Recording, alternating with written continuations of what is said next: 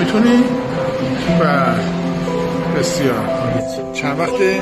حدود 1 ماه است استراحت درد شدیدی هم. مسیر درد کجاست؟ مسیر درد از این قسمت اینجا پایین میاد؟ پایین کم میاد. انگشتاتون سری نداره؟ چرا؟ جز چه راه برین درد میگیره؟ راه میتونی برین اصلا؟ تقریبا 3 قدم 4 قدم 3 قدم 4 قدم دیگه درد میندازه درد میندازه.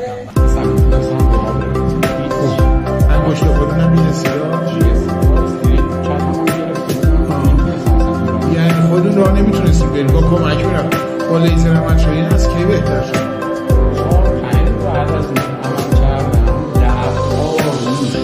اون شدت درد افتاد ولی تقریبا درد کشید تا سبودیت بخواه.